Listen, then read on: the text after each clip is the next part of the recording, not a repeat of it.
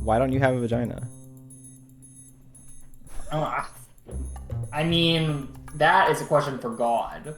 God. Well, God is For a what? woman. Oh my God. I don't know why she didn't just make everyone female, honestly. Well, how would Why? we reproduce then? We could reproduce asexually. Like, it was God's choice to make two sexes. God's plan.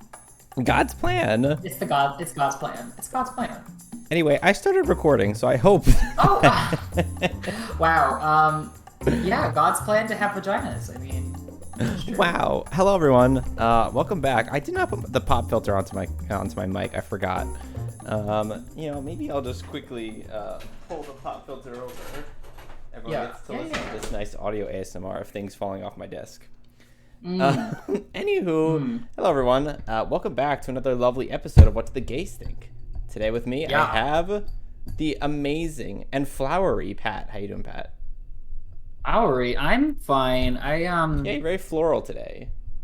Thank you. I actually worked out before for the first time in a while after being sick, and I feel, well, after Anthony killed me at his gym, I feel great. Oh. How are you? After Anthony killed you? No. Well, we had like a really hard workout when I went to his place, so. I see. Well, How are you? I was working out last week, but then we decided to start doing all the garage stuff where we were like, insulating the walls. What is wrong with you? Sorry, I was eating something and it tasted weird. Go on. Where we were like insulating the walls and doing all the stuff in the garage, and that's the workout room. So I haven't been able to work out in the last couple of days, and I'm upset about it. Go off. This is literally your podcast to go off on what you're upset about. This is my podcast to go off about. Can I go off about how the guy approached me in Lowe's and asked me to go to Bible study? You can. I saw the TikTok. I heard the story. I mean, you could tell our listeners right now. Yeah, I'll tell our listeners. So me and Troy were in Lowe's. Me and my boyfriend. We were in Lowe's. I was just chilling, being gay in Lowe's, not really know what I'm doing. This random guy comes up to me. He taps me on the shoulder, and he's like, "Hey, can I interest you in an invitation to Bible study?" I don't. Can I interest you? No. Like, why in a Lowe's though? Like, why there? You can't go anywhere else? Like, why specifically in the Lowe's? I guess, people who go to Lowe's are people who do like, home projects and they're very hands-on. Maybe that's a heterosexual thing. So You're right. Lowe's is a very straight store.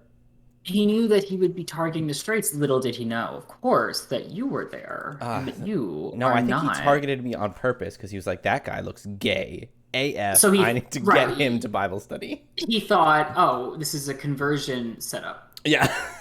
He was going to, get me to go to conversion therapy or, kidnap me to put me in a conversion camp or something, My worst nightmare sounds like. Yeah, I'm not a big fan of the Bible. How about you? No, I'm not a huge fan of it. No, mostly because it says, no gays. You know what? I love fiction, but like that's the one fiction book I don't think I'd ever read. Don't tell the Christians that it's fiction or else they'll get mad at you. Oh, I'm sorry, my Christian viewers who for some reason are still watching or listening, whatever. Listen, as long as you don't use your fantasy book to get rid of my rights, then I'm okay with it. Oh my God. Imagine George R.R. Martin was like, look what I did to the female characters in my books. We should do that to all women. No. That would be rough. Imagine people using Game of Thrones as the Bible. Oh my God, that'd be terrible. It's the same thing, honestly. There's magic involved, serpents, fire, the burning bush, I'm over it. I'm honestly over it.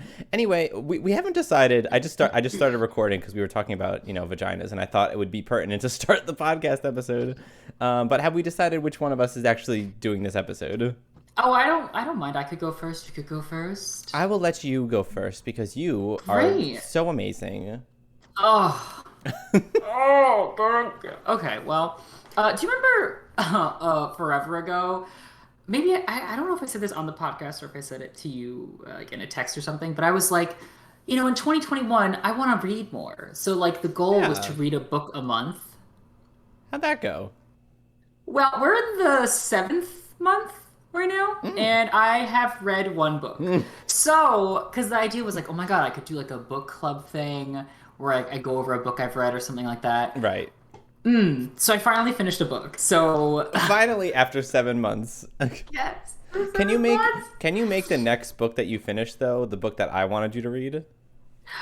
Yes, that'll take probably another like 2 years, but 2 years. yes, No, yes, I I want it can. done faster. I'm trying. I just have so much stuff to do. Oh my god, why can't you do me anyway? Anyway, so this episode will serve as like a book club thing slash spotlighting a queer artist, creative person. So I think it'll cover a lot. I bought like 20 gay books or something like that, like 6 months ago probably, and How many did you read? I've read like one of them. So we're on the same page. Yeah, but like it also wasn't like my resolution to read more.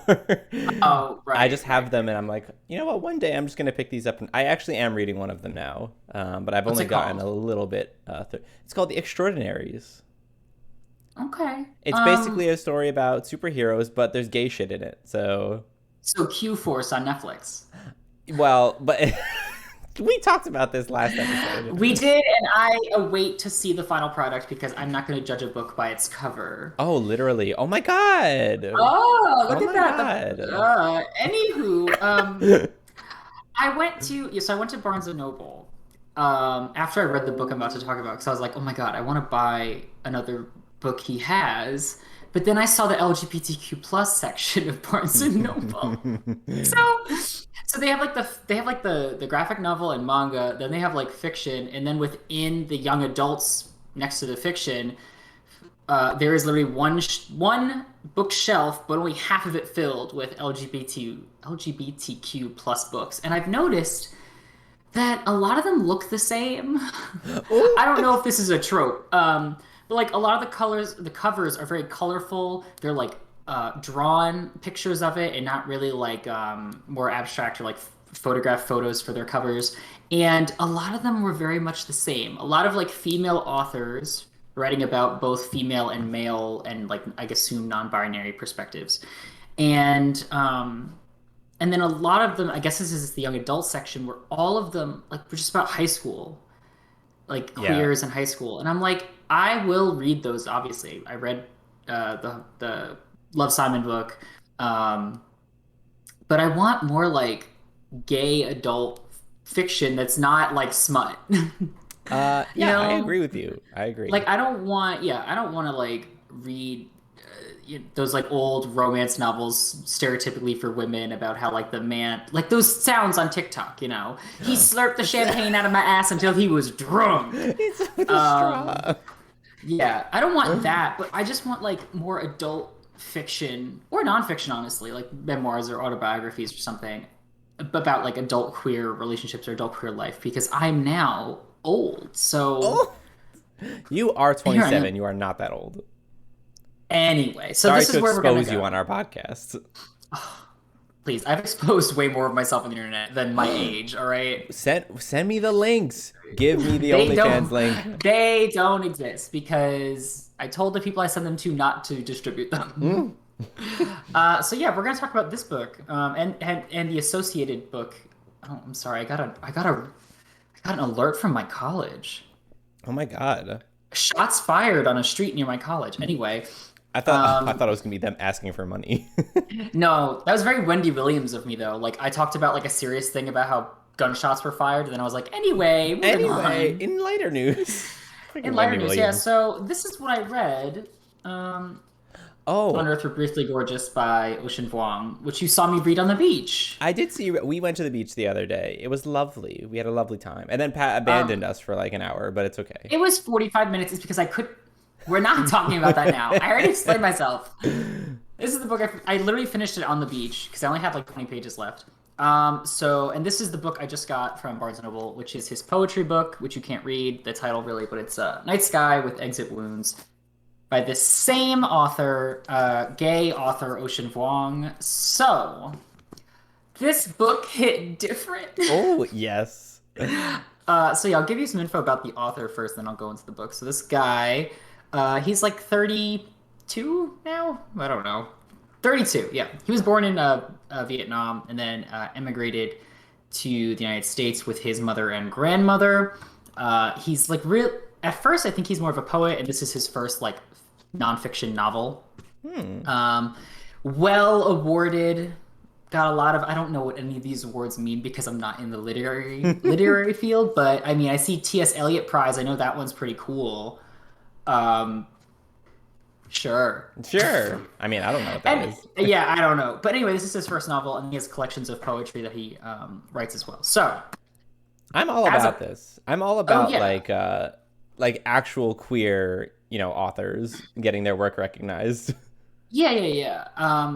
I'm now I'm like now because he has like this other book coming out next year. I got to get that one too. This is becoming an obsession.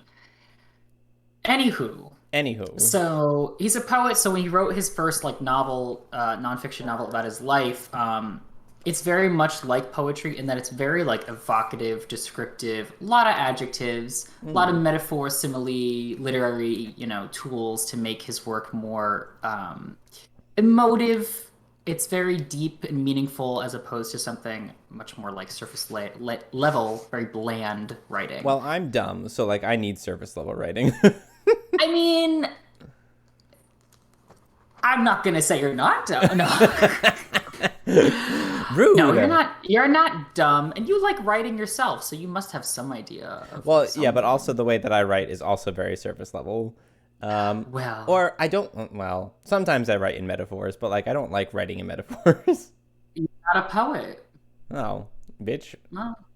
Well, do you want to be? You can. You can do whatever you want, honey. All right. No, I think I. Oh my god, when I was an angsty teen, like Oh in yeah, in yeah, middle yeah. school, I think I wrote a couple of poems about how I hated everything. Everything really? Like what? Oh, if you could find one and read it on the podcast, I would die. Oh, okay, well, it was probably on my old hard drive somewhere, and I don't think I have anything from my old hard drive saved. Like my old computer, like my first computer, I don't think I have any of that Yeah. shit saved anywhere. Yeah. Well, shit. That really ruined my little moment I had. Thank you very much for hurting me like that. I'm sorry I hurt you. Anywho, so yeah, this basically talks about his life. So he was born, like I said, in Vietnam, and then he immigrated with his family. And he's had a rough life. My God, like basically, it's the book kind of focuses on three relationships: him with his mother, him with like this boy he liked, and him with his grandmother. Oh, should we give a Um, spoiler warning for this book in case? oh right, yeah. So if you, I think everyone should read it. Obviously, but spoiler warning going ahead because we will be talking about. I'm not going to give everything away because if you ever read this, just in case. Look, I got 20 Um. gay books to read. I don't know if I'll ever get to it. Oh well, shit. Hmm. Anywho, so yeah, he goes through like what it's like growing up with parents or a mother and a grandmother who don't speak English very well because they immigrated. So he has to basically juggle like his dual kind of not personality, but dual identity of being a Vietnamese person and like an American child growing up after the Vietnam War, juggling language, juggling identity with his sexuality because he's gay, and his mother like the great thing is like his mom hits him a lot. Like there's abuse. Trigger warning, Um, abuse. yeah, his mom like fucks him up a little bit with like the hitting him and stuff because that's how some people do it. I personally don't like it, but I'm not here to judge. But I also like that when he writes about it, he doesn't explicitly like judge her for it. He's basically leaving up for the reader to decide whether or not they perceive what the mother did as wrong or like hyper violent. But he kind of explains it as my mom didn't have the wherewithal because she also has some mental health issues to kind of uh, approach discipline in a healthy way. Hmm. And he talks about her life as well when she was younger in Vietnam and like how kind of was like a prostitute a little bit to the soldiers in Vietnam and how she was abused by his father. So it's all very tragic and messy. So you kind of understand why she behaved the way she was. Um, Regardless of whether or not it was a good thing that she did that, because it's kind of like there was one scene he talks about how like he would be playing with toy soldiers in the house, and then if he didn't have them cleaned up by the time she got home, she would come and see it and like get really mad and start hitting him. And then at one point, the grandmother had to like basically cover him and cower over him until the mom calmed Oh, down to get him away. It's rough stuff. It's not like an yeah. easy read. I found Mm. myself really wanting to continue to read it. Like I'd get invested in it, but, like it'd be like midnight, I'd be still reading it, and then I was like, I can't just because like it's too much happening, and I would rather sit with what was happening. I love those types of Um, books though, where you just want to keep going. You just want to keep reading it. yeah, but I was like, no, I need to savor this because he writes so beautifully, given that he's a poet. It's like every paragraph or two is just like so beautifully written. It's like a literary orgasm every so Oh, often. that is Like not. and not That's not what I was expecting you to say in that second.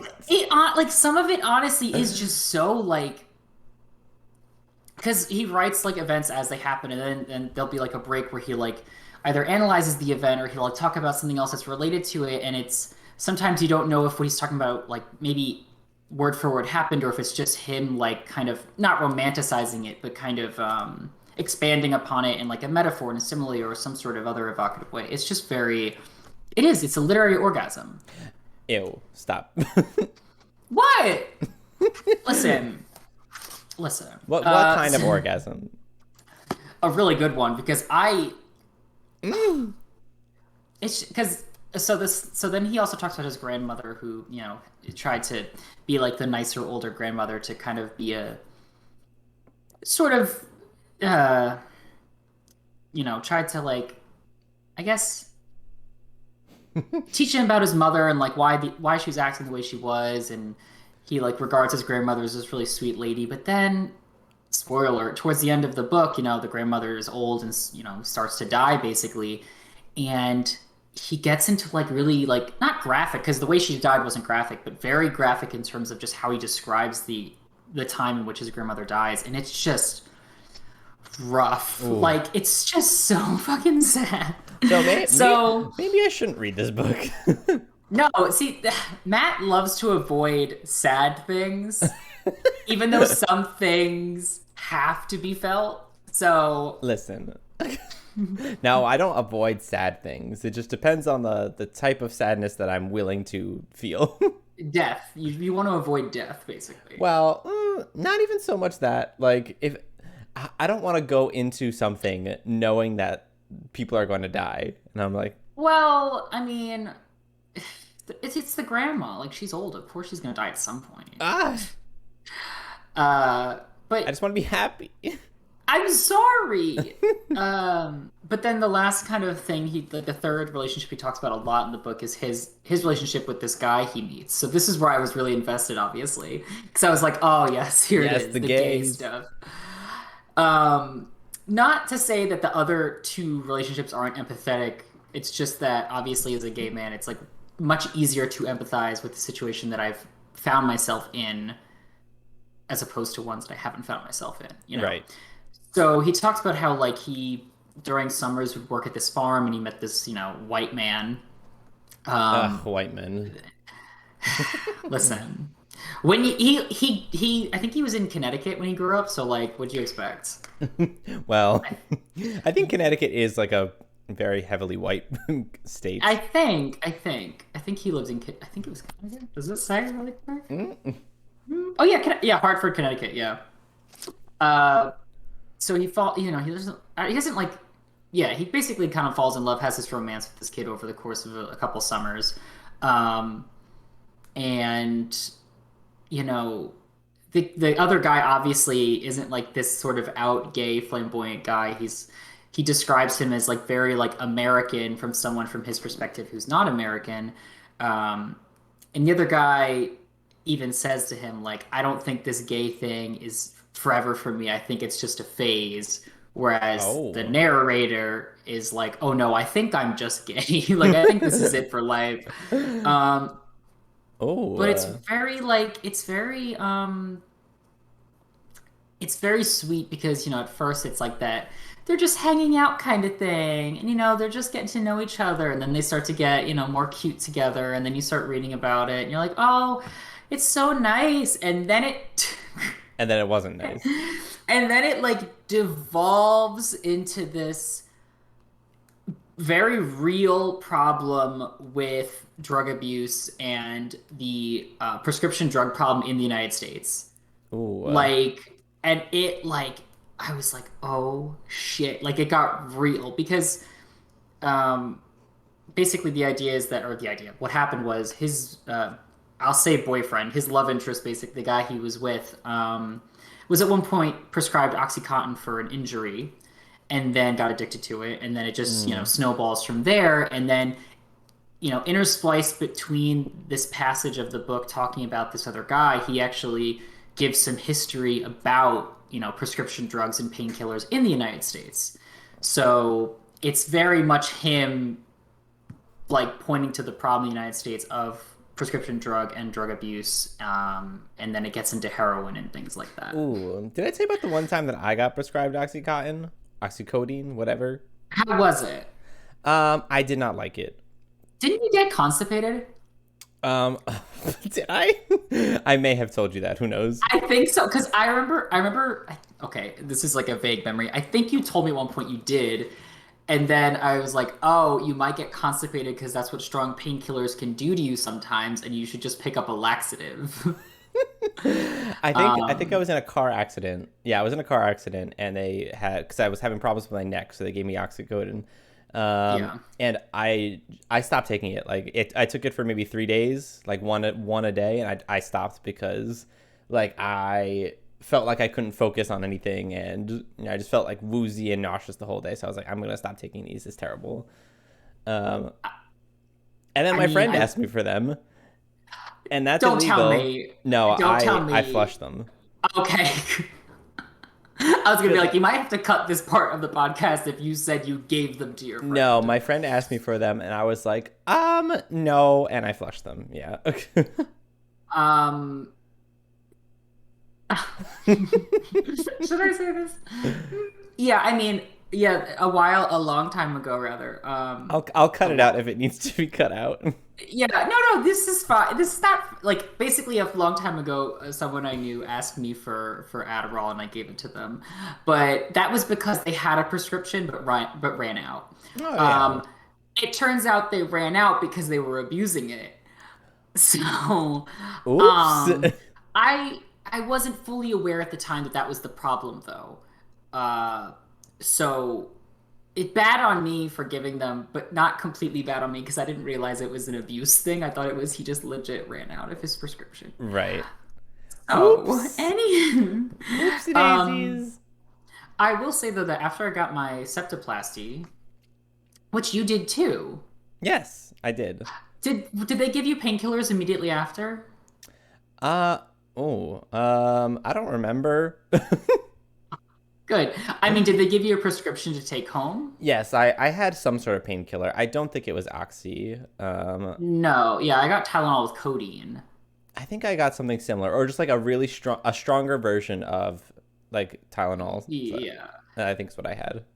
Yeah, so I got that to take home. I never took it though because I thankfully never experienced any pain. I was like, oh, thank You're so God. lucky I was in pain. Wait, did you have this is getting off topic, but did you have like those things shoved up your nose? No. Like, like, did they pack it with anything? No, I didn't have any of that, I Okay, don't think. okay, so it was just the stitches, right?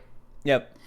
Yeah, so like I only had the stitches too, but I've seen so many TikTok videos of where they put like the shit up your nose and then you have to go in like a couple days later and they pull it out and it's like this long plastic thing Eh. and it's nasty. Ah. It's fucking They did nasty. have to. I did have to go in a week later, and they had to like clean me out because my of all the crusty, congealed blood and shit that was in Oh, there. really? Yeah. Interesting. Yeah, they just gave me a kit and they were like, just squirt this up your nose in a week and then come back in a month and we'll let you know how it went. Mm. But I think the reason why I didn't really need the Tylenol with codeine was because when I got out of surgery, I was feeling a little bit of pain, and the woman gave me fentanyl. And Hmm. I will always say this, that is some good stuff. Oh. Which is probably why a lot of people abuse it. Because it's really good, but it makes you super nauseous. Like I almost threw up right afterwards. It was Mm. terrible. Yeah, it Yeah. sounds like how I felt after the oxycodone. Oh yeah, it's it's rough. And she gave me, I don't even remember, like, I was laying there, like, I need something. And she's like, all right, I'll give you a little bit of fentanyl. And then I don't know if I had an IV or if she, like, stuck me with a needle. I literally felt nothing. I was like, what happened? She's like, I gave you some. I was like, really? Oh, Really? okay. All right. Back to the book, and not the fentanyl. Uh, yeah, so his this relationship kind of devolves into this sort of drug addiction problem. Where the boyfriend or the love interest gets very addicted to drugs, and sometimes the narrator partakes in like a few of them, like a blunt or like weed laced with cocaine, the normal, the usual stuff. Right. Not passing judgment. People can explore drugs, whatever they want to do, as long as they're safe. This love interest was not safe though, and gets really fucked up by it. Not that we And advocate for drugs on this no, no, podcast. no, I'm not at. Okay, oh, let me retract what I said and clarify. I don't advocate that people take drugs. I'm just saying if you do, I won't judge you for it. That's fine. And if you choose to do, which I'm not saying you should, just try to be as safe as possible and do all the research you can. I was thinking that I was going to say this in the beginning of the episode. I was like, we really should start each episode with a disclaimer that our beliefs are representative of our own people and not anyone else's. For our own That people. we are not experts in any field outside of the field we are experts in, respectively being data science and biology. So when we talk about other topics, we are not to be considered, the pinnacle of knowledge of those topics. Those are a mixture of opinions and facts that we have gained. Well, people should know that this is an opinion podcast because it's called What Do the Gays Think? True, but some people really don't know. And separately, we also do put a disclaimer in all of the descriptions of everything, saying that we even though the podcast is called "What Do the Gays Think," we obviously don't speak for everyone in the gay community. Yeah, I don't speak for all the Polacks out there just because I'm Polish. You don't? No, I don't. I'm sorry for using the word Polak, but whatever. Is that a not good word?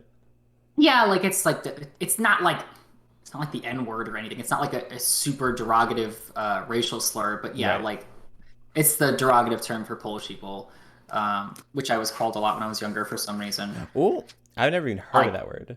it's not. It's just like it does nothing to me. Like I would be more offended if someone called me a fag, which doesn't even offend me that much. But I'd be more offended if they called me that than a Polak. If they'd be like Polak, and I'd be like, yeah, Yeah. what about it? So I wanted to give a quick reading of something that I read in here that Oh. of course it's a sex scene, but okay, this is gonna get a little somewhat graphic. So again, spoiler warning for the book, and also like trigger warning if you don't like the descriptions of sex, skip a little bit or whatever. Like Yeah, go 5-10 minutes ahead in the podcast and skip this part. proceed at your own risk. Okay, so like he's with his love interest Trevor. I And just he kept and he pound my ass 4 times, coming in my ass, slurp it up with a straw. Can we just say all those TikTok sounds really they give me my like joy. Oh my Those God. spark joy. They really do. All those TikTok sounds. Okay, go ahead. Okay, so he previously talked about the first time they had quote unquote sex. It wasn't full sex. It was, just like some hand stuff. Oh God. I'm not gonna read. Okay, I'm going to quote it, but I'm not gonna read it word for word. There will be ellipses where I skip parts that really don't need to be said. Okay. This is gonna be so graphic, but it's really the end of the passage that really hits different. Go on, So he let's says, go. out of nowhere, he grabbed my hair. My head jerked back in his grip. I let out a clipped yelp, and he stopped, his hand hovering beside my face, hesitant. Keep going, I said. I said and leaned back, offering it all. Grab it. Quote. I can't make sense of what I felt. The force and torque of the pain gathered toward a breaking point, a sensation I never imagined was a part of sex. Something took over and I told him to do it harder, and he did. He lifted me nearly off the bed by the roots of my follicles. With each slam, a light turned on and off inside me. I flickered like a bulb in a storm, seeking myself in his steering. Oh.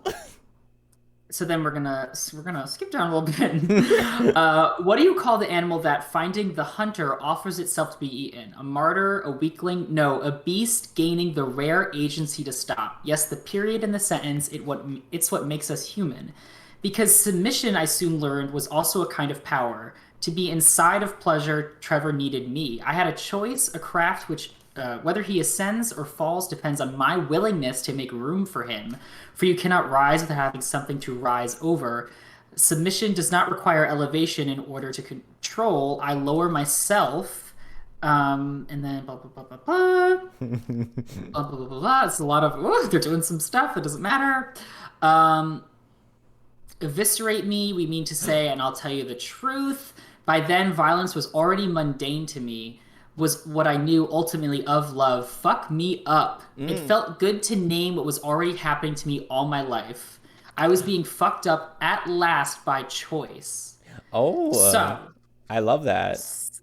it's like, yeah, they're like doing the dirty, but this happens halfway through the book. About in the first half he talks about how his mom abused him, like hit him. So he's having sex and he's experiencing pain, and he's having this realization that A, he likes it, B, him being submissive is actually what is giving him authority and agency over himself. So he now has a choice of whether or not he wants to experience pain rather than it just being thrust upon him. Hmm. And he's finding that to be empowering. Like he's like, submission does not require elevation in order to control.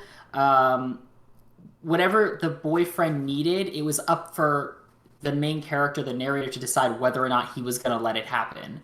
And I just think that's like, oh, like He was that feeling is, submissive and breedable.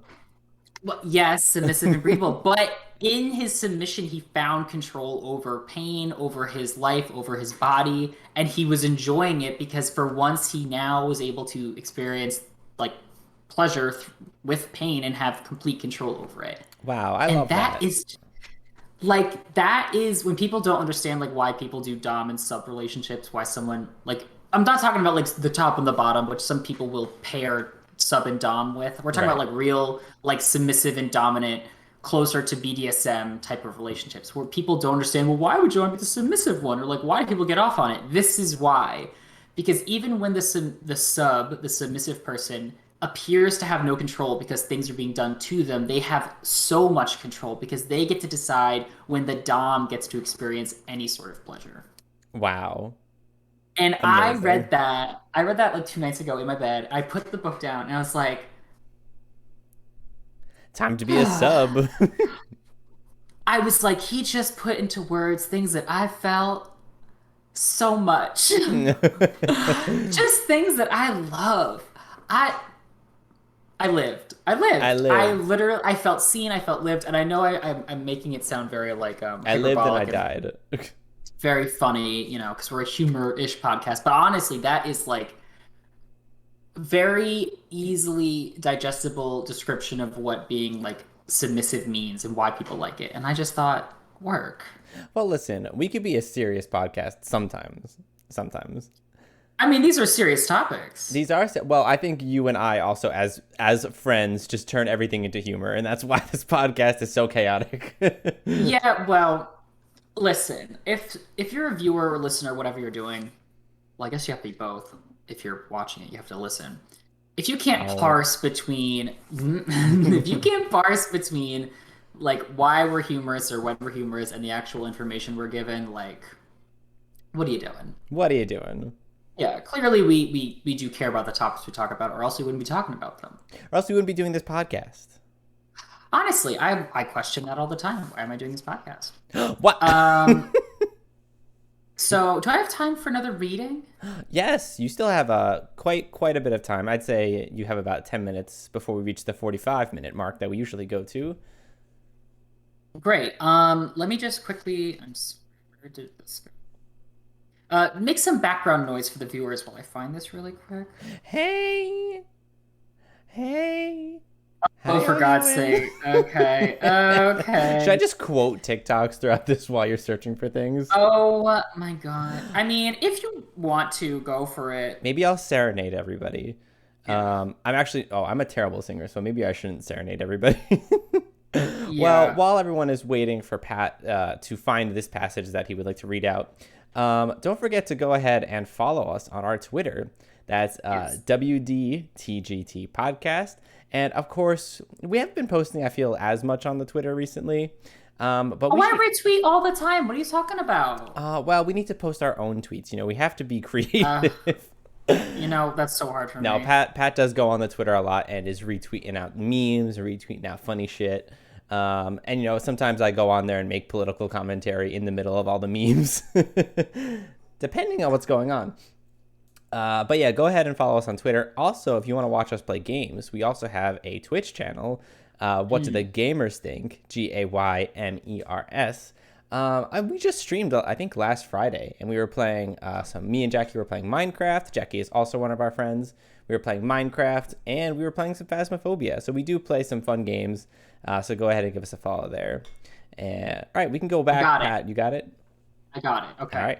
This was just really well. It's very cute, and then it gets a little sad, but it's very like it's just so cute. So he's basically talking about when he was in first grade, um, and he met this boy in first grade, and he kind of like became like not obsessed in a negative way, but kind of like when kids meet someone new and they're like want to hang out with them a lot, and they're like just seeing who this person is. So I sat. He's talking about being in lunch. I think I sat down with my mush square beside a boy with a yellow polo shirt and black comb over. His name was Grammaz. I don't know how to pronounce that. And his family, I learned later, came to Hartford from Albania after the collapse of the Soviet Union. But none of that mattered that day. What mattered was that he did not have a white square with gray mush. I'm assuming that was the lunch. But a sleek turquoise lunch bag with a Velcro strap, from which he presented a tray of pizza bagels, each one the shape of oversized jewels. Want one? He said casually, biting into his. I was too shy to touch Gramos. Seeing this, took my hand, flipped it over, and placed one in my palm. It was heavier than I imagined and somehow still warm. Afterward, at recess, I followed Gramos everywhere he went, two rungs behind him on the monkey bars, at his heels as he climbed the ladder to yellow swirly slide, his white keds flashing with each step. I guess that's his shoe. Um, Basically, he goes on to say that like his English sucked, so he really couldn't say anything to the kid because he was like, what? How old are you at first grade? 6? 6, yeah, 5, Yeah, 6. yeah. Um, Basically, though, one day on the slide, Gramos turned around, his cheeks puffed red, and shouted, "Stop following me, you freak! What the heck is wrong with you?" It was not the words, but his eyes squinted as if taking aim that made me understand. A shadow cut from its source. I stopped on the top of the slide and watched his shiny comb over grow smaller and smaller down the tunnel before vanishing without a trace into the sound of children laughing. Um, Yikes. Basically, what he's talking about here, him liking, not liking, but him just being kind of infatuated with this kid and wanting to like thank him, but not having the words to do so. Um, it's just kind of like his first little kind of crush, I guess. That's how I took it. And it just Yeah. reminded me of simpler times in elementary school. It's also kind of Not sad. not for gay kids, obviously. It's never simple for gay kids, sadly. But yeah, because that, I harp a lot about the gay stuff in this book, but also talking about him as an immigrant and not having the language to speak literally to his classmates or to other people in English confidently and how that affected his life. And even something as simple as wanting to say thank you became like this hard thing. And so he just followed the kid around because he was kind of like, interested in him. He was thankful to him for giving him food. And then the kid, like, turns around and goes, "You're a freak." And then just goes away from him. Like, shit, Jesus Kids Christ. are assholes, though, in I general. know. That's why I don't want any. And if I could, I wouldn't be a kid. Oh, you wouldn't go back to being a child? No, I'd see my own self as a kid and probably just kick him in the face. Ah! Um, so yeah, I mean, I suggest everyone read this book. I think he's such a good writer. Like he's such a good He writer. sounds like a good writer. I very much appreciated that. The Um, readings. yeah, so then I got this book as well, his little poetry book. I haven't finished it. yet. I mean, I'm just about to finish it, which is why I said I finished 2 books, even though it's a poetry book and it's not very long. But I'm taking all of the victories that I can get this year because we're already over halfway through the year, and I've only read 1 book. And I know, I hate it. I really hate how fast time moves, honestly. I need to go back and listen to our New Year's resolution episode and remember what my resolutions were, because I totally was not doing them. That's probably where I said I'd love to read a book a year and then talk about it on the a book a year. Oh my god, a book a month. I will read a book a year, a book a month, and then talk about it on the podcast. Oh my god, on the podcast. Yeah. Anywho, I suggest everyone definitely, check this kid out. He's really cool. Kid, he's 32. My God, check this man out. Check this man out. Check this man out. Check his stuff out. He's got a new book coming out next year. He doesn't need the promo, but I will give him the promo. Why not?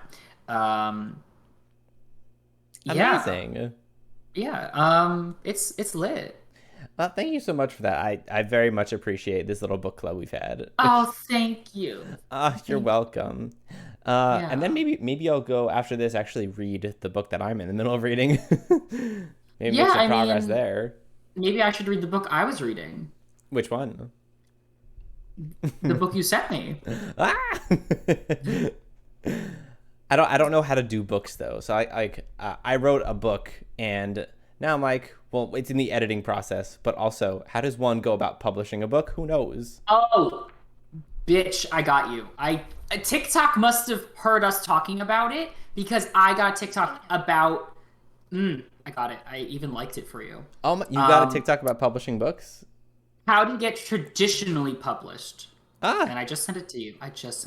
Oh my god. Oh my god. Oh my god. Oh my god. What is that? It's my book. So yeah, Matt will one day be an accomplished author, and I'm hoping that he pays for my lifestyle afterwards. Listen, I'm trying to do a lot of things. I'm trying to be a podcaster. I'm trying to be a writer. I'm trying to exist. We are podcasters. We are podcasters. We are. We're not trying. We are. Just because we don't have any fans doesn't mean we aren't podcasters.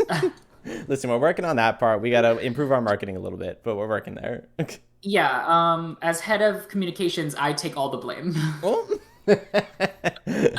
Anyway, thanks everyone for watching / listening to this episode of What Did the Gays Think? I already mentioned our Twitter, but here it is again, WDTGT Podcast. Come give us a follow. And I already mentioned our Twitch, where we play games. What do the gamers think? GAYMERS.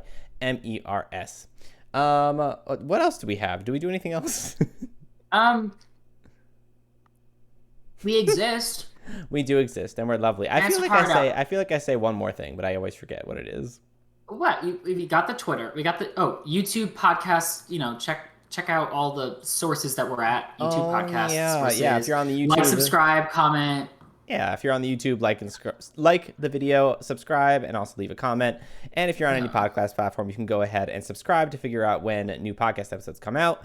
Or you could leave us a rating, and we very much appreciate that. So thanks, everyone. And I am Mac Lubeck. And I'm being submissive in the bedroom, okay. Patrick. There's power in it. There is power in it. And I appreciate the power. Me too. And then I know when we sleep together, I could be the dom. Anyway. Okay, we're related. We're related. We're related. Very distantly. Okay. Goodbye, everyone. Goodbye.